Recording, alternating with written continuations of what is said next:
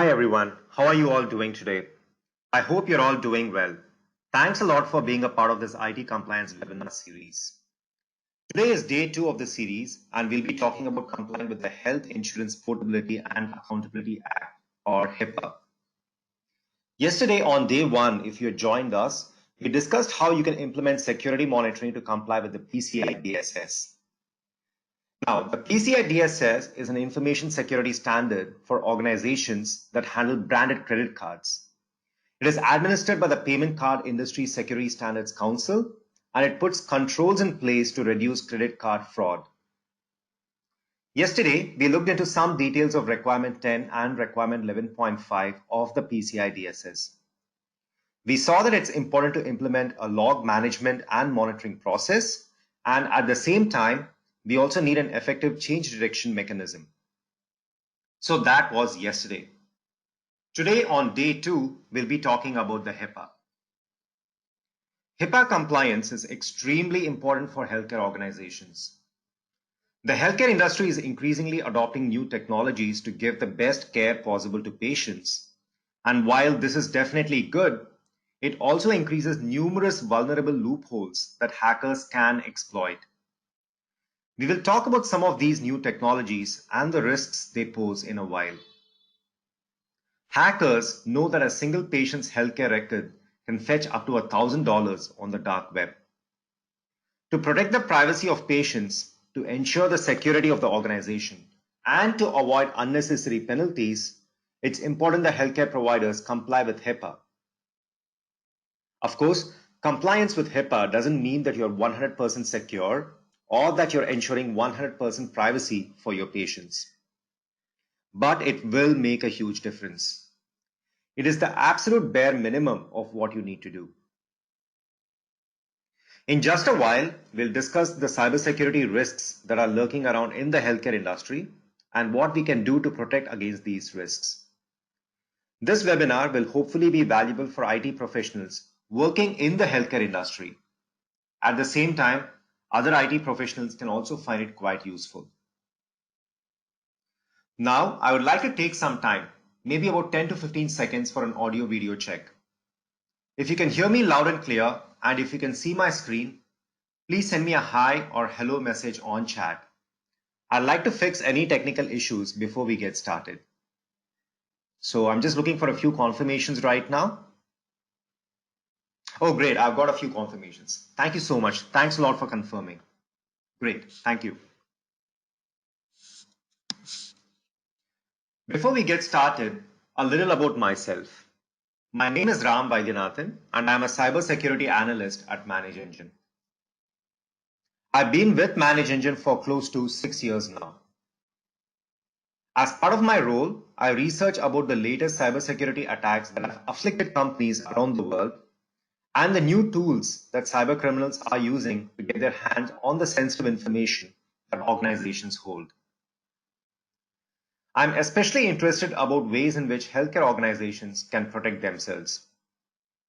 At ManageEngine, we have done some work on cybersecurity best practices for healthcare organizations and have a few resources that you may find useful. To access these resources, just go to this link over here. Let me open this for you. So this page is about healthcare security and compliance simplified, and you'll find a lot of resources here.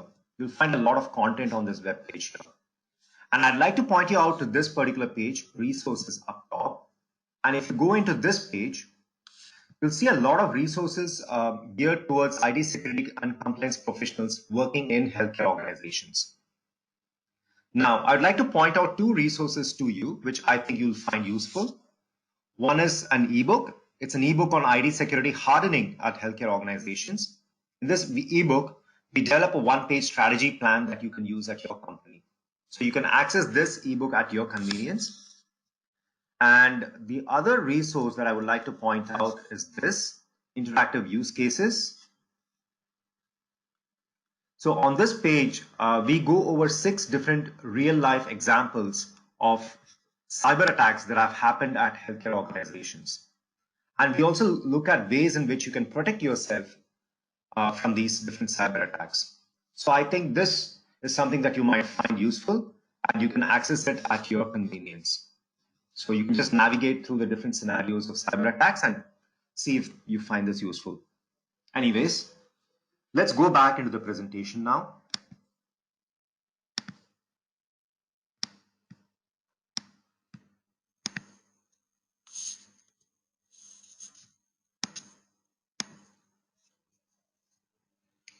I'd like to look at today's session as a learning opportunity for myself as well. So if you'd like to get in touch with me about anything cybersecurity related, please send me an email. My email address is right here on your screen. It's ram.b@manageengine.com. If you have any questions during this webinar, feel free to use the chat option in your GoToWebinar panel. I'll have some dedicated time for Q&A at the end of this webinar. If for some reason I'm unable to answer your questions today, I'll email you the answer within 24 hours. So that's the end of all the logistics. Are we ready to start? Let's start. Here's the agenda for today's webinar. We'll first go over some real-life security incidents that have rocked healthcare organizations.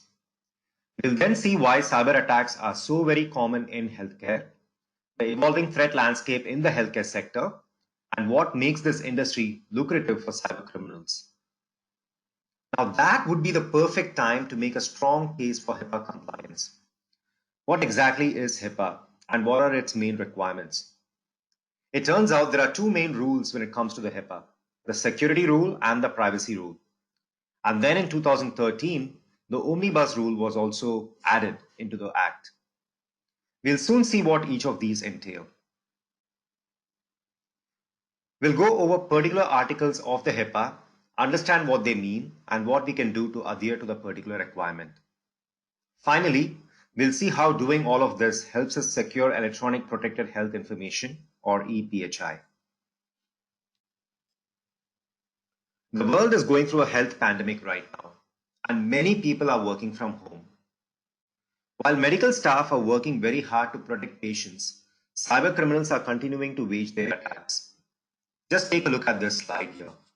So many incidents are happening on a weekly basis. Experts say that attacks will increase during the present coronavirus pandemic because attackers know that users are overworked and exhausted, and IT security personnel are very much distracted. Let's look at 3 real-life cybersecurity incidents that have happened recently. A UK-based medical facility that has plans to test coronavirus vaccines was hit by ransomware recently. The organization decided against paying the ransom, which, by the way, is usually the best response in case a ransom is demanded. However, the attackers exfiltrated the data of 2,300 patients.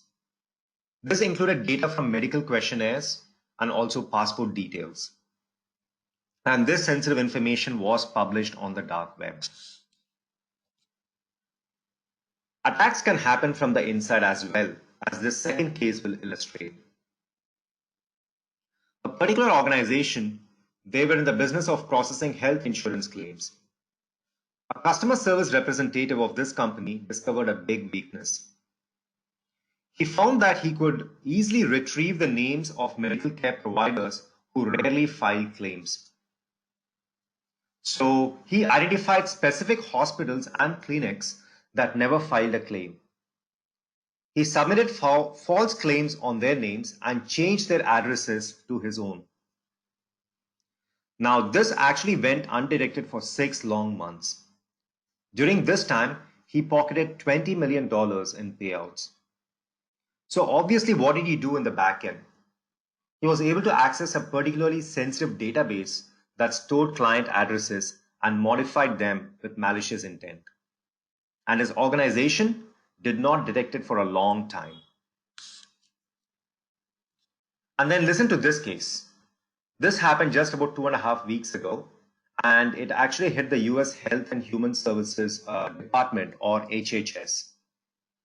So the point here is, even the big government agency that administers the HIPAA is not immune to attackers. Anyway, this was a DDoS attack that overloaded the HHS servers with millions of hits over several hours. Thankfully, the HHS was able to fend off this attack and came through unscathed. They are currently investigating this attack, but early indications were that a foreign state was behind this.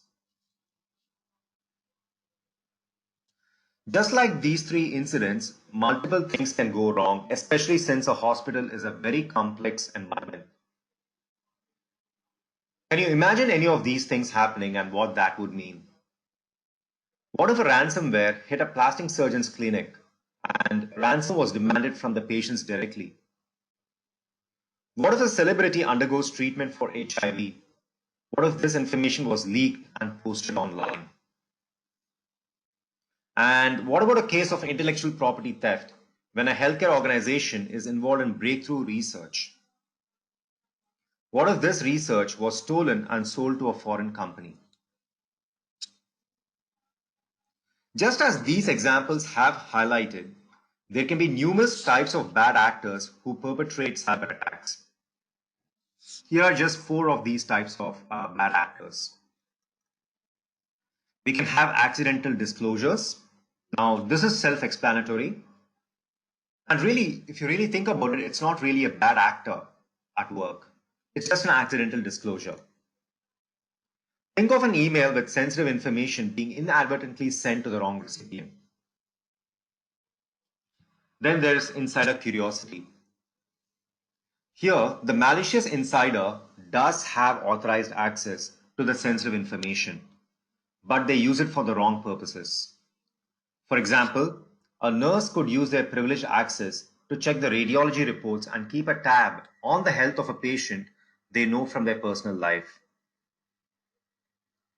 The third type of cyber attack emanates from insider threats, and these could in turn be of 3 different types.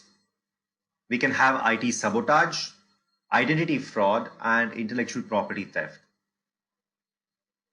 IT sabotages happen when an insider who is disgruntled with the organization does actions that bring harm to the organization. For example, a finance manager in a hospital who knows that he's going to be let go or that his contract is not going to be renewed may want to take revenge on the organization by deleting all the payroll data. So that's IT sabotage. Identity frauds can happen when a patient's data is stolen and is used for personal gain. This can occur if a patient's credit card details are stolen and purchases are made using those details. Or, like we discussed some time back, if a false insurance claim is filed. Intellectual property theft. Now, this can happen when proprietary information of the hospital is stolen either to be sold for a profit outside or to be used for personal gain. And then finally, a data breach by an outsider. This occurs when a cyber criminal gains unauthorized access into the hospital network and either steals the healthcare information or sabotages the data. This can also include unauthorized access by former employees. It can also include activities by foreign states, like we discussed that in one of the other examples earlier. And this can also be perpetrated by hacktivists. Now that we have spoken about what exactly we are up against, it would be the perfect time to talk about how big of a problem it really is. Take a look at this slide here and take a look at all of these data points. Now, I'm not making these numbers up. These are from the cost of a data breach report conducted by the Ponemon Institute and commissioned by IBM. The average cost of data breach to a healthcare organization is $6.5 million. And take a look at this average over here across industries. It's 60% lower. It's $4 million. So the stakes are definitely higher for healthcare. The cost per record breached is $429 in the healthcare sector, while it's almost 3 times less on average. It's $150 overall. Now, this next statistic on customer turnover, I find this extremely interesting, but if you really think about it, it's not surprising. In case a breach happens, healthcare organizations have a customer turnover rate of 7%, while the overall average is close to 4%. It's not surprising because the healthcare sector deals with very personal and sensitive data. In case of a breach, people's trust takes a severe beating. Just think about it. Patients need to share some very private information with their healthcare providers and doctors, and they will feel let down if this data were to be exposed. The mean time to identify and mean time to contain attacks. Again, healthcare is head and shoulders above the other industries. At 329 days, it's almost a year for a healthcare organization to identify and contain an attack. And this is 2.5 months higher than the average. The final stat that we have here, the number of breached healthcare records, they rose by almost 3 times in 2019. There were 41 million breached records in 2019 as opposed to 15 million in 2018. And this stat is from the Proteinus Breach Barometer Report 2019. Now that we've discussed the extent of the challenge, what really leads us to the challenge in the first place? Well, take a look at this slide. Here are just 7 technologies that healthcare organizations are adopting that increase the attack surface that attackers can target. The first is electronic health records. These have gained a lot of ground in recent years. In 2019, 99% of hospitals in the US used EHRs compared to only 31% in 2003. EHRs can enable doctors with different specialties to collaborate efficiently and provide the best care. But data security becomes a huge concern. Then we have telehealth. According to the American Hospital Association, 65% of hospitals in the US have implemented telehealth. Telemedicine allows a two-way video conference between patients and physicians. It also enables doctors to work from remote locations and significantly reduces the time for care given to patients. Of course, this can also have a lot of risks because communication does take place over the internet. And then we have health wearables.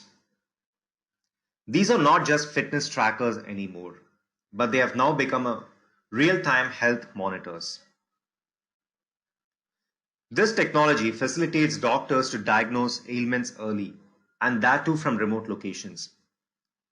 Doctors can also monitor if patients are taking their medication on time and at the right dosage. Obviously, this will have a lot of benefits for patients. But on the flip side, it can also lead to a lot of risks. If an attacker compromises the data, it will be a huge privacy issue. Then we have robotic surgery. In robotic surgery, a surgeon uses a telemanipulator or a computer console to move the robotic arms that perform the surgery. There are many benefits of robotic surgery. The incisions are smaller, which leads to less scarring and reduced blood loss. For doctors, it eliminates fatigue, improves precision, and increases dexterity. But there are risks as well. Just imagine this. What if an attacker were to compromise either the surgeon's computer or the robotic arm itself? Or what if the attacker compromises the network over which communication is taking place through a DDoS attack? In a worst case, the attacker could even give malicious instructions to the robot performing the surgery. Connected machines. Today, machines such as X-ray machines, MRI machines, pacemakers, and CT scanners have become smart. Obviously, this makes care very patient-centric, but smart and connected machines become another vulnerable endpoint that cyber attackers can strike. All that an attacker might need to do is compromise one connected machine, and once they achieve this initial foothold into the network, they can start moving laterally and gradually do more harm. Chatbots. Now, these can be used for repetitive and mundane tasks such as setting up appointments, providing information about treatments, and checking symptoms. As chatbots become more sophisticated, they could also reduce the number of visits that a patient needs to make to the doctor. Doctors also benefit as they can focus on work that requires expertise. Chatbots are vulnerable to attacks such as spoofing, DDoS, and data theft. For example, substantial amounts of PII or personally identifiable information could be shared in a conversation with a chatbot, and these could be stored in a file server along with the patient's history. A cyber attacker who gets to access this file server can do a lot of damage. This attacker could attempt to read files and extract data. They can also attempt to modify or delete files with malicious intent. And this can have adverse effects on the treatment plan of the patient. Another new technology that helps patients but comes with risks is virtual reality. Now, one of the applications of VR is in the treatment of mental health ailments. But think about what can go wrong. A criminal with malicious intent could steal data shared on virtual reality, and even worse, interfere in the actual therapy or treatment procedures. So because of all that we've discussed so far, it's always better to assume that the healthcare organization that you work for will definitely be under attack and prepare for this worst case scenario. This proactive mindset will go a long way in helping us shape our security strategy. So what makes healthcare so lucrative for cybercriminals? Just see this. Cybercriminals have different targets which deal with patient data and other sensitive information. These could be large hospitals, physicians and small clinics, pharmacies, diagnostic centers, labs, health research organizations, players such as insurance companies, and the patients themselves. So, as you can probably imagine, getting to that initial foothold into the network may just be a matter of time for cyber attackers, unless the company takes proper and right defense techniques. Also, the information that an electronic health record or EHR holds is extremely valuable. It may contain the patient's entire health history, treatments, procedures, prescriptions, lab tests, and scan reports. In some cases, it can also include information such as credit card numbers and social security numbers. While purely financial information such as credit card numbers can be worth a few dollars on the dark web, health information can be worth as much as $1,000. While a credit card can be changed at any time, a patient's health information can never be changed and will remain with them throughout their life. Furthermore, a fraud committed using protected health information may be far more difficult and slower to detect than a fraud committed using a stolen credit card number. And then there is one more reason why the healthcare industry is so lucrative for hackers. Since a cyber threat has the potential to escalate into a life or death situation for patients, hospitals may actually be much more willing to pay a ransom as compared to other organizations. So as IT professionals, we must be able to protect our organization from different types of attacks and from different types of attackers. To do this, we need to build an effective IT security strategy. And the very first thing to do while building this strategy is comply with the HIPAA.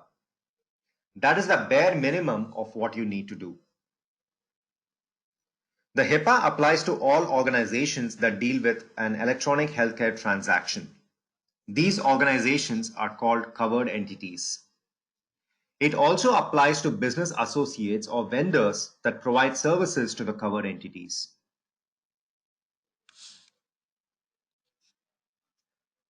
Let's now look at some of the major requirements of the HIPAA and what they mean.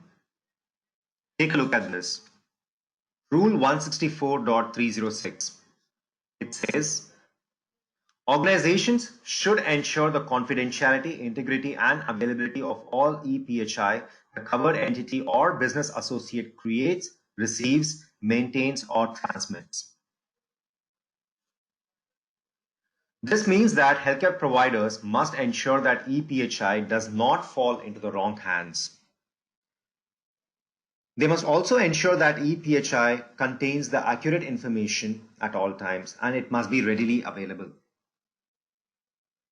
Now, rules 2 and 3 build upon 1.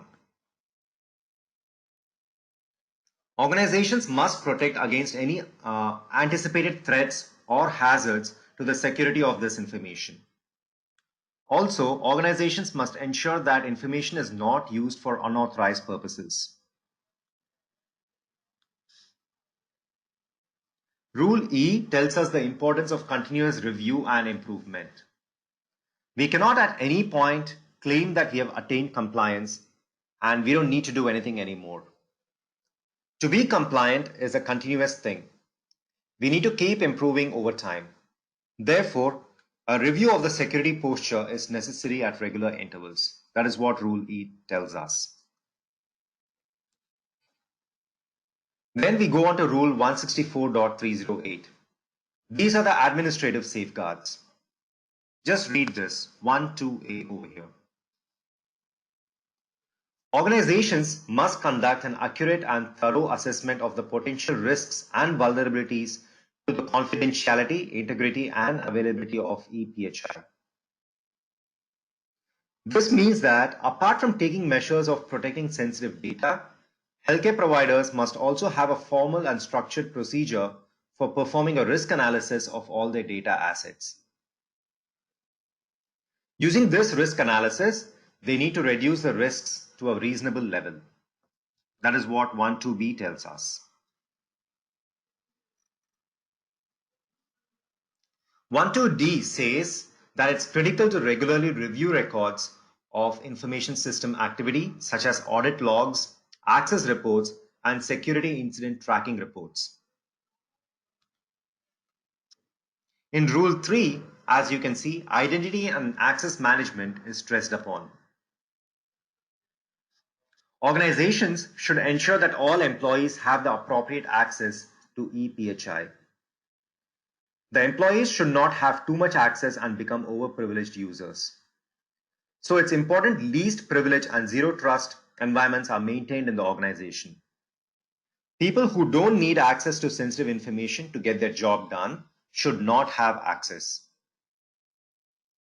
For example, a pediatric nurse would probably never need access to a patient's ophthalmology records. A radiologist working in the oncology department would probably never need access to a patient's financial or credit card information. So hospitals and healthcare organizations must implement the right access control mechanism to improve security. Role-based access control and attribute-based access control could be things that organizations adopt to adhere to this rule. Another related concept is that of just-in-time access or JIT and just enough access or JEA. For example, imagine this situation. A family physician refers a patient to a specialist. Now, in a situation like this, there's got to be a way for the patient's information to be shared with the specialist. But does this access need to continue even when the collaboration between the two, that is the family physician and the specialist, is over? Probably not. And the right safeguards must be in place to terminate the access to the ePHI.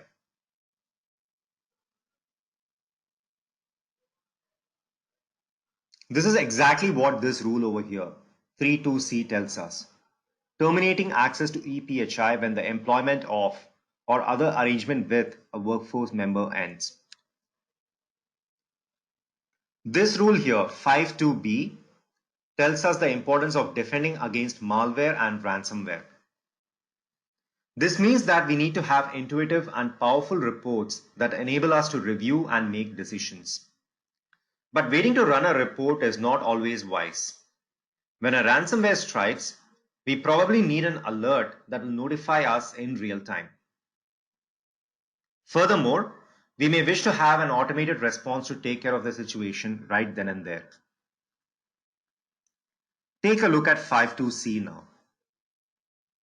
This tells us we need to monitor login attempts and report discrepancies. Now let's dwell on this point for just a little bit. What do discrepancies mean? Discrepancies occur whenever a user or a system deviates from what's considered their normal behavior.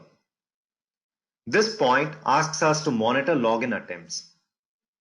Discrepancies can occur when a lab technician, for example, logs in at a time that is considered abnormal for them. Perhaps the lab technician works the 8 a.m. to 4 p.m. shift and usually has login times during that particular time period, that is between 8 a.m. and 4 p.m. But what if he logs in at 10 p.m. in the night, and that too from a remote location?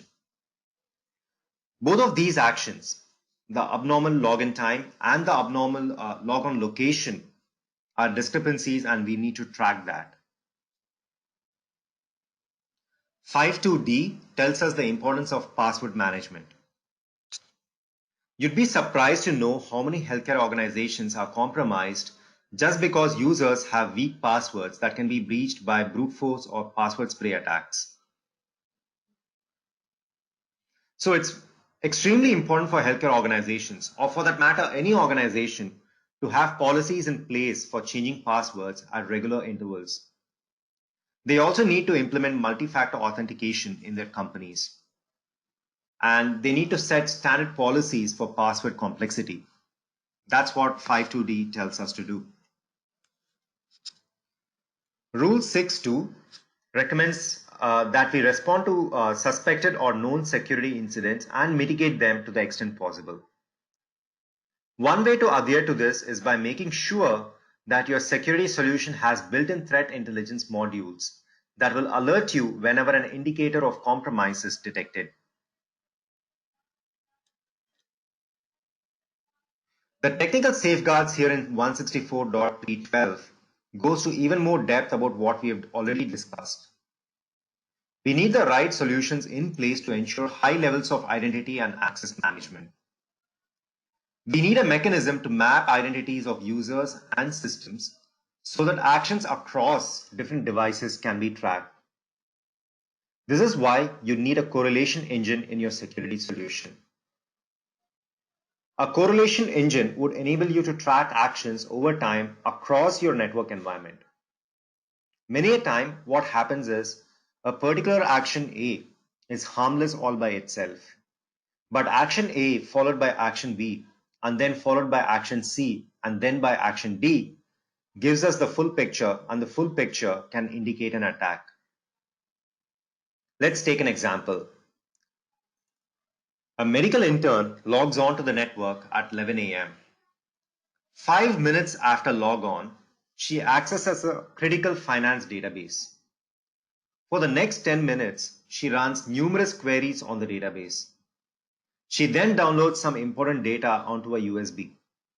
She also prints 2 pages of very critical data. Now, each of these actions, taken all by itself, may seem harmless. But when you put it all together, a completely different picture emerges.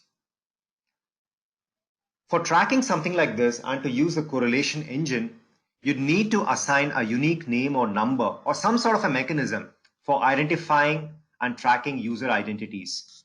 You need to track the fact that it is the same user who's doing different types of actions on different devices. And that is what this particular rule tells us. And that is why you'd need a correlation engine. Take a look at this slide here. So apart from the security rule that we've discussed thus far, the HIPAA also emphasizes on privacy. These rules that you see on your screen now, 164.524, 526, and 528, they tell us about some of the rights patients have when it comes to their information. One thing that needs to be pointed out over here is that while the EHR or ePHI is the property of the entity or healthcare provider that created it, the information contained within it is the property of the person whose information it actually is. So the individual has the right to request access, inspect, and obtain a copy of the PHI. They have the right to ask the organization that stores the PHI to amend it. And they also have the right to know all the disclosures of the information by the organization for a period of up to 6 years prior to the request. What all of this means is that a patient can approach any covered entity under the HIPAA and ask the organization to furnish all the details it has on them. From the organization's point of view, they need a solution that can scan all their files and folders and discover data pertaining to that patient.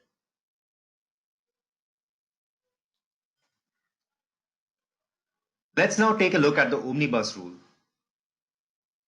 This rule came into effect in 2013, and basically what this entails is that all the rules that apply to covered entities will also apply to business associates who provide services to the covered entities.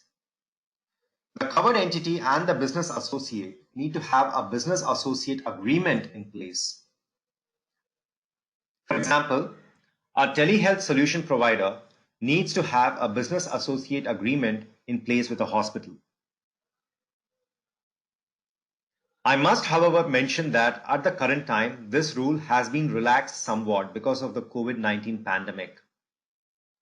As long as actions are taken in good faith, you don't need a business associate agreement.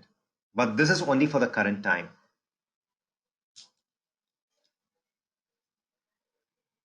So given that the HIPAA covers so many aspects of security and privacy, let's try and break it down and make it really simple for ourselves. What exactly do we need to monitor in healthcare organizations? Here's a list of things that you need to monitor. But by no means is this a comprehensive list. Depending on the type of healthcare organization and the size, the list may differ. A small eye clinic, for example, may have a completely different security context as compared to a large hospital. Therefore, the things that a small eye clinic may want to monitor would be completely different from that of a hospital. So anyways, this is a general list, and we need to monitor diagnostic equipment that may have IP addresses and that may also store some sensitive information. In the days going ahead, we need to monitor all smart and connected devices as well. Security is also important for files and folders, Active Directory, all network devices including routers, switches, and firewalls, employee workstations, applications, databases, and cloud platforms. Truly, we need to monitor a hybrid environment. Let's now spend some time looking at Log 360 and how we can practically achieve some of the things we discussed for HIPAA compliance. Again, it would be difficult for me to go over everything that a solution like Log 360 can do for you, but I'll try and make it interesting and cover the main things. So let's go into the Log 360 console right now.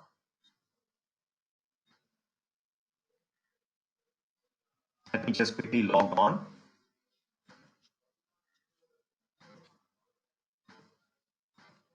Let me get this set up right now.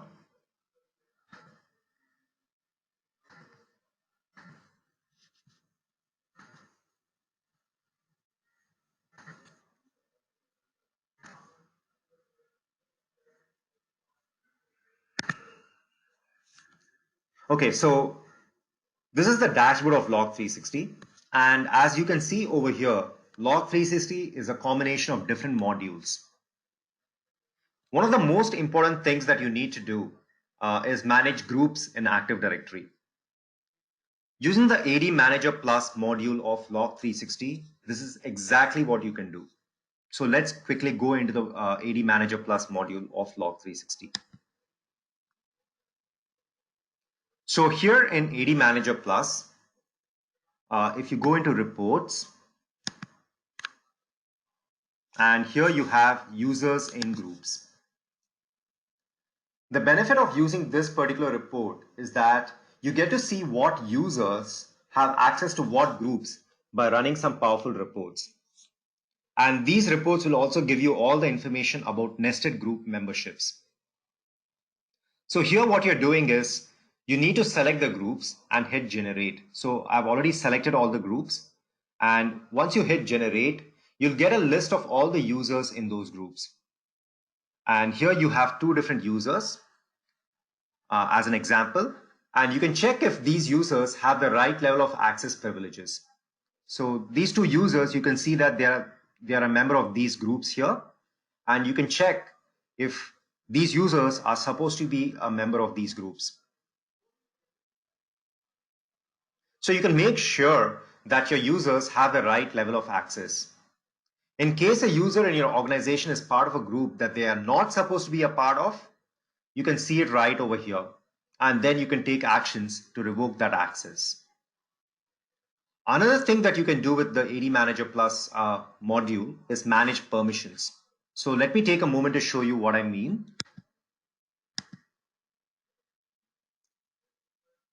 For this, just go into reports once again.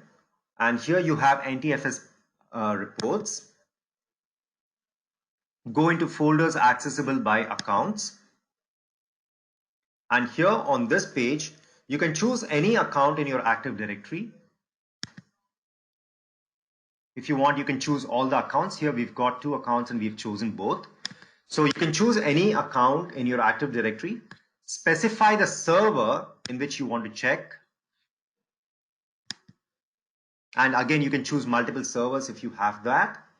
And then over here, you can get really granular. You can check for permissions down to all the subfolders. Just take a look at this, down to any subfolder level. And then of course, you can also select the access type. What exactly are you checking for? Are you checking for users who have any sort of a control, who only have full control, who have modified privileges, and so on? So here I've chosen any control.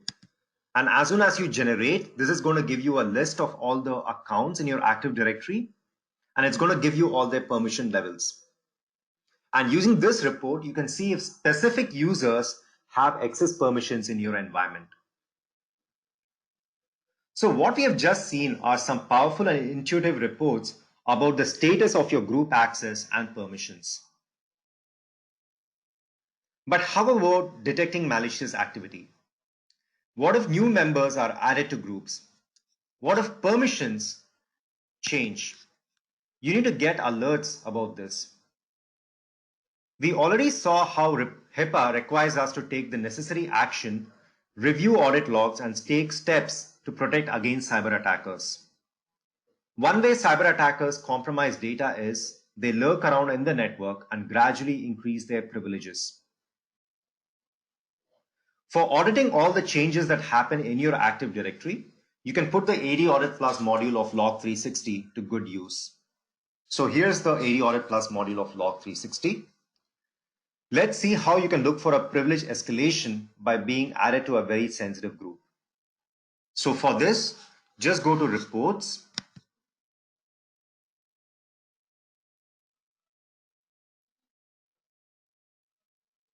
And here you have Group Management.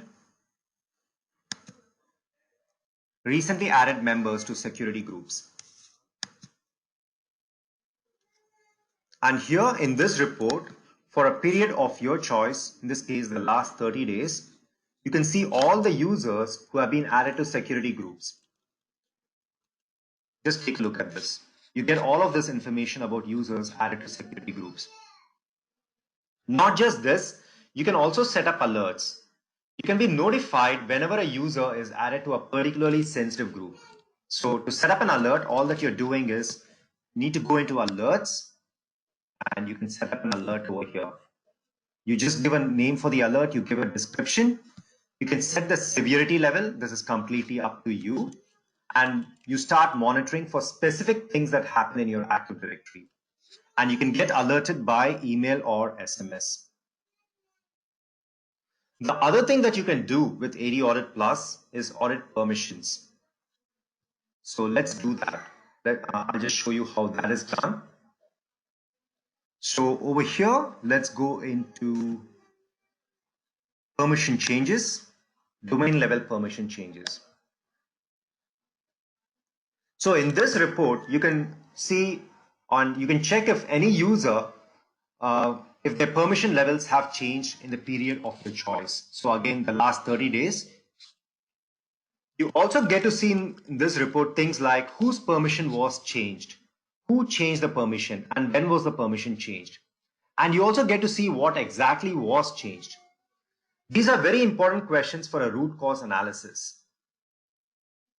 So as you can see over here, what was the old value? That is, what was the old permission level and what is the new permission level under the new value? You get to see all of that over here. And again, you can choose to get alerted about this in real time by setting up an alert. Let's go into the event log analyzer module of Log 360.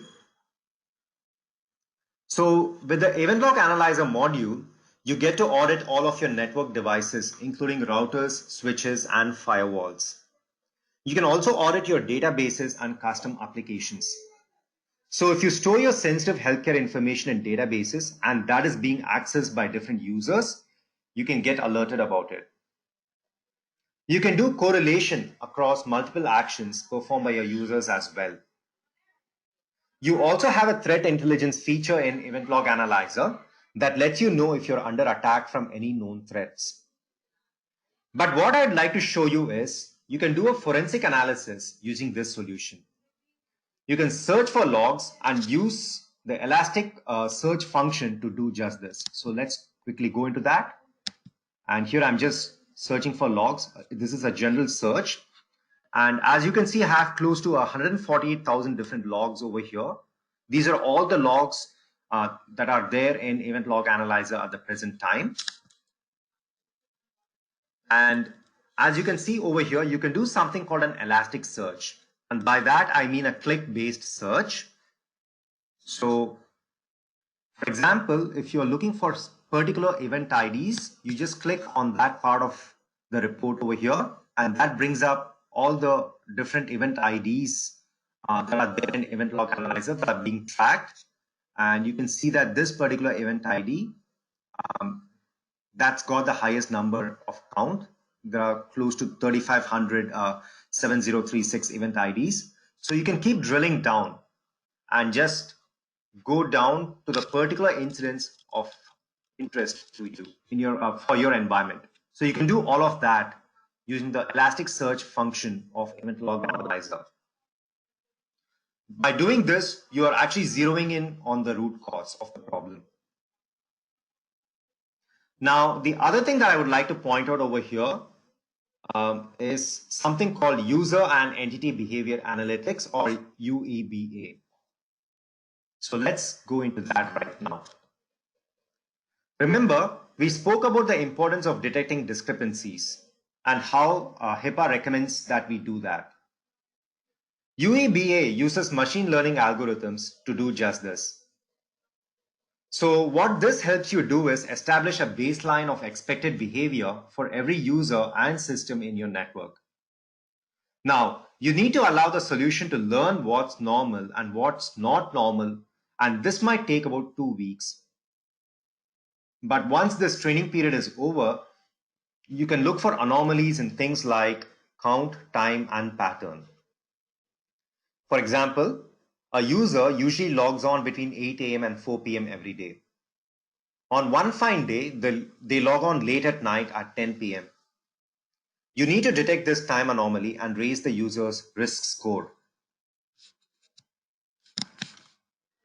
Another example, a user has never accessed a particularly sensitive server that houses healthcare information before. But on one fine day, they do just that. Now that would be a pattern anomaly, and again, you'd need to raise this person's risk score. In case they accessed the sensitive server from a remote location, and that's something that they have never done before, you'd want to raise the risk score even higher. Now let's take an example of a count anomaly. Imagine a medical intern who has access to certain healthcare data, but only within the medical campus. The intern is expected to do all the work within the premises of the building. But what if he were to print 100 pages of sensitive data when his average is only 5 pages every day? That's a count anomaly, and you'd need to raise the intern's risk score. On top of all of this, you'd also need to clearly see what sequence of actions gave each user or entity their risk score. And you'd also want to see the risk emanating from an insider threat, account compromise, or data exfiltration. UEBA can do all of this for you.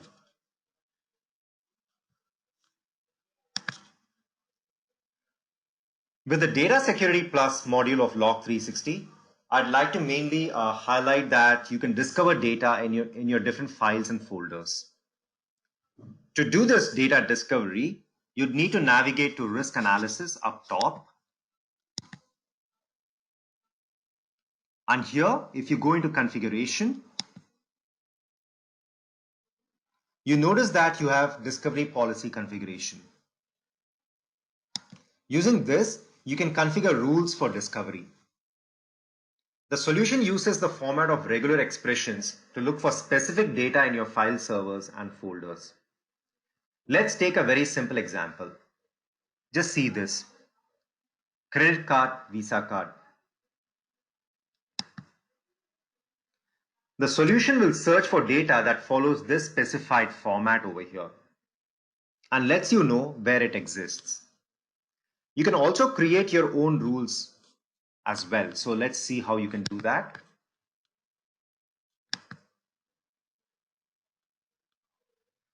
If your healthcare organization deals with data that follows specific formats unique to your organization, you can easily discover it by running a scan across your files and folders.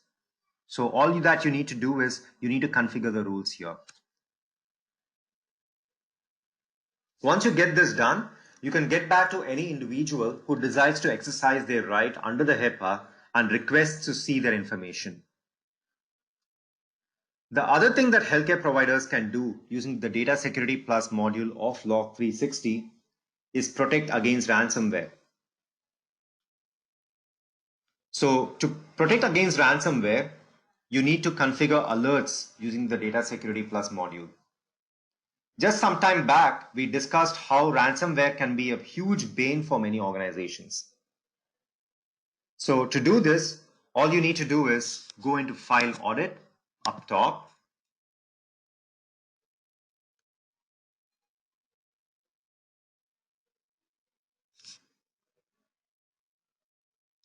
Go into Alerts.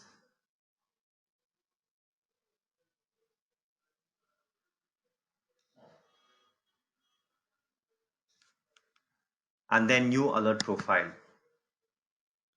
And here you can set up alerts so that you get to know whenever a known ransomware strikes your organization. Just give the alert profile name, description, and severity. Again, you can set the severity as per the requirements of your organization.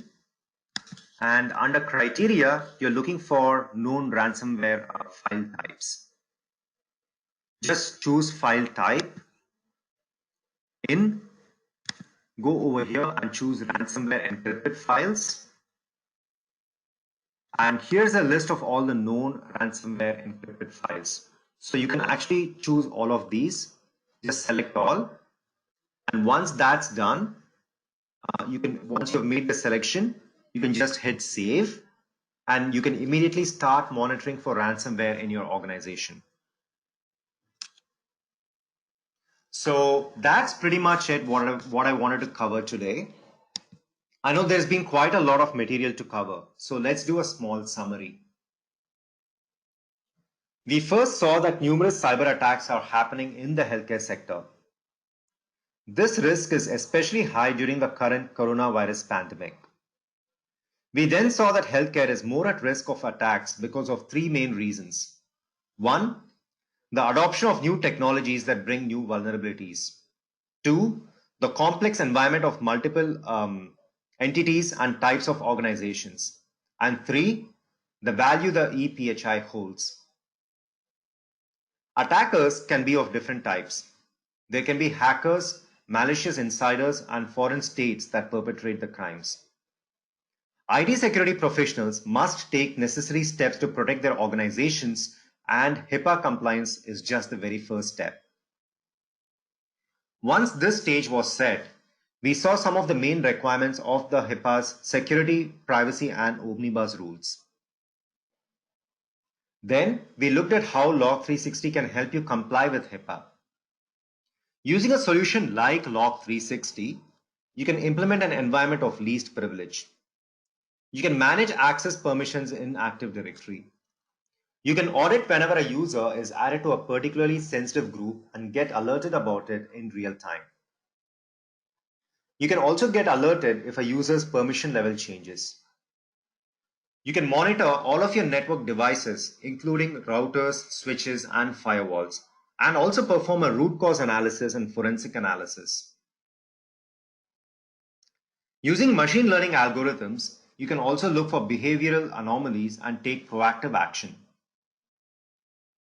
Finally, we also saw how you can do a data discovery of sensitive data and protect against ransomware. That is what an integrated solution like Log360 that looks at your entire network environment can do for you.